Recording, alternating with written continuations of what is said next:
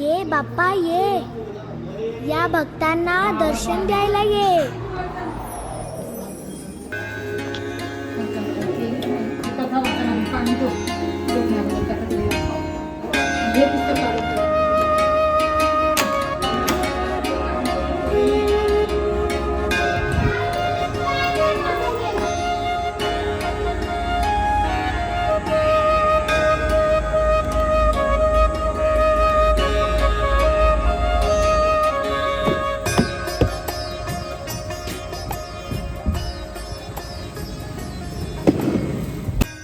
तर नमस्कार मंडळी. स्टार्टिंग बघून तुम्हाला कळलंच असेल की हा ब्लॉग आपल्या गणपतीच्या आगमनाचा ब्लॉग आहे. तर आता आम्ही चाललो आहे गणपती बाप्पाला घ्यायला. सो आता आम्ही जाऊन काय करू कसं आता माहिती नाही. माझा फर्स्ट ब्लॉग आहे, मला कळत पण नाही की मी काय बोलू एक्झॅक्टली. So let's C.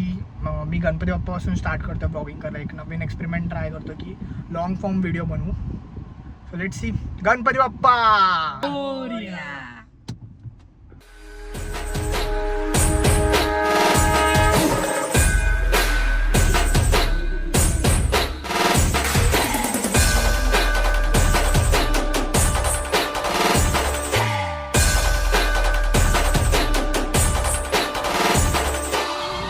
आपल्याला फक्त दोनच गोष्टी आवडतात, गणपतीची गाणी आणि आपला लाडका गणपती बाप्पा मोरया मंगल मूर्ती मोरया गणपती बाप्पा मोरया मंगल मूर्ती मोरया गणपती बाप्पा मंगल मूर्ती गणपती बाप्पा मंगल मूर्ती गणपती बाप्पा मंगल मूर्ती. आहे आपला कितवा वर्ष आहे का गणपतीचा? पप्पा कामाला लागल्यानंतर किती वर्ष झाली तुम्हाला? 13 असेल. 13 वासेल आहे. 13 असेल वर्ष आहे आपलं. 13 ना. तो आमचं 13वं वर्ष आहे गणपतीचं. पहिले आता याच्या मागे पण मोठी कथा आहे. पहिले आमचा 1.5 वर्षाचा होता, मग 5 वर्षाचा झाला. ते तुम्हाला हा 1.5 दिवसाचा होता, मग तो 5 दिवसाचा झाला. आता ते सांगतो मी नंतर पुढे आता कसं ते 5 दिवसाचा झाला तो. सो आता जाऊ मूर्तीला घरी नेऊ आणि मग उद्या पूजेचं जे काय आहे ते दिसेल. सुप्रभात मंडळी, गुड मॉर्निंग. तर सकाळी मस्तपैकी उठून आंघोळ करून आपण फर्स्ट क्लास रेडी झालेलो आहोत. तुम्ही बघू शकता मला आता तुम्हाला कसं दाखवू कसं दाखवू. सो हां रेडी झालेलो आहे आता मी. तर आता थोड्या वेळाने पूजा होईल, गणपतीची स्थापना होईल. मग ती मकरामध्ये आहे. थोडा नर्वस आहे मी, फर्स्ट टाईम ब्लॉग करतो आहे. माहिती नाही कसं बोलायचं, कसं फुटेज घ्यायचे, काय घ्यायचे. एडिट करायला प्रॉब्लेम होणार आहे मला. बट मला करायचं एक नवीन एक्सपेरिमेंट करायचं. सो लेट्स सी कसं होतं काय होतं. चलो बोला. गणपती बाप्पा मोर.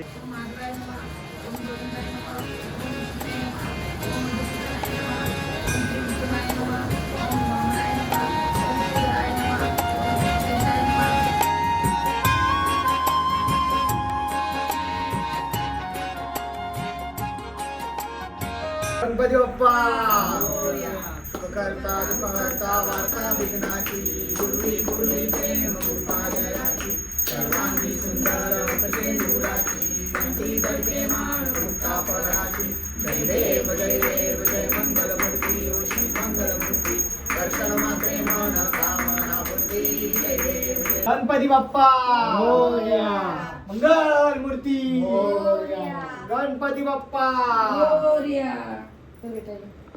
गाईज आता जेवण वगैरे करून पण चाललो आहे कल्याणला मावशीकडे गणपतीला. आता 1.5 दिवसाचा असतो गणपती. तिकडं चाललो आता आई ओमकार त्यांच्यासोबत.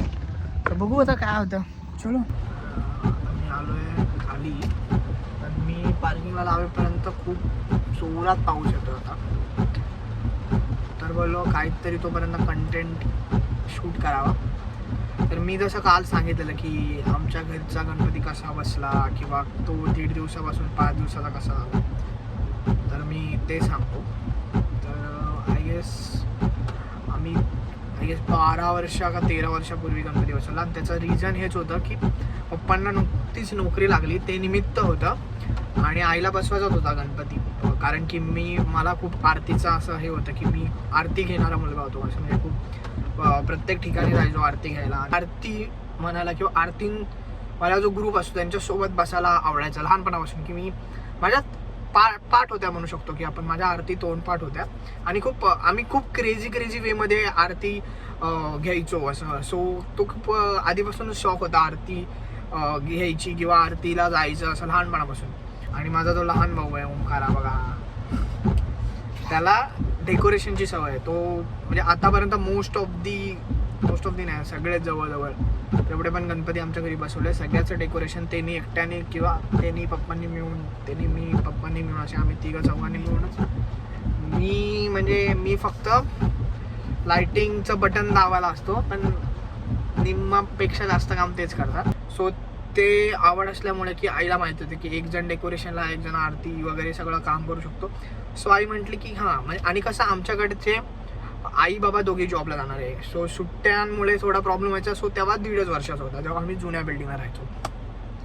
त्यानंतर आम्ही झालो शिफ्ट इकडे, पण 1-2 वर्ष आय गेस दीड दिवसाचा गणपती होता.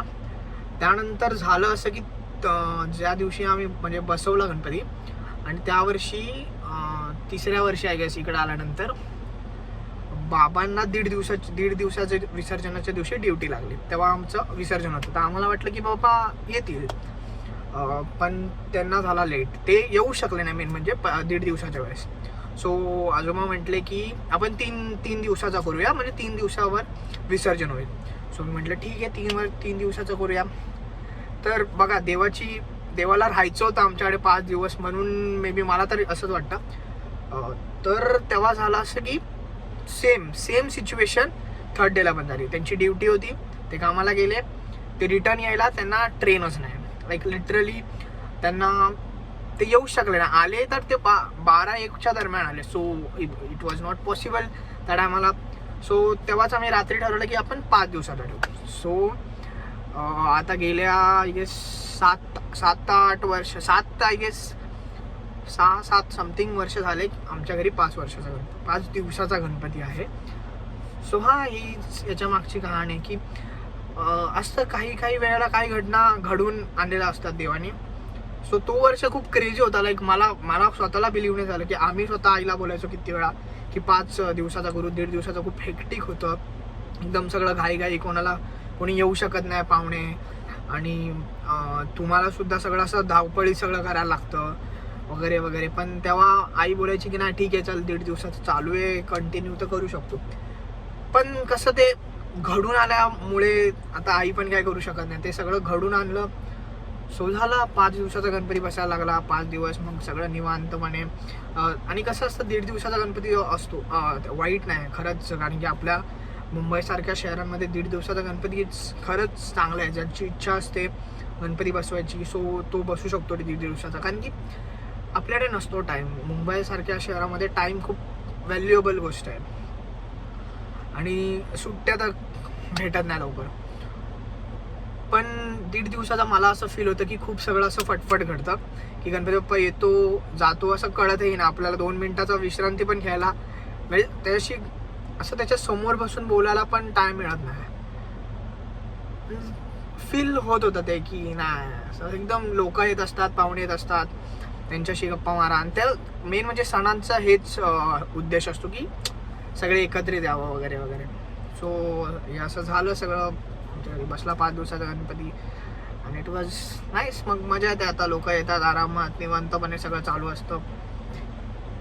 तर ही होती या मागची कहाणी. आणि काय मला कंटेंट काढायचं होता म्हणून बोललो. बड़ा हरामी हो बेटा.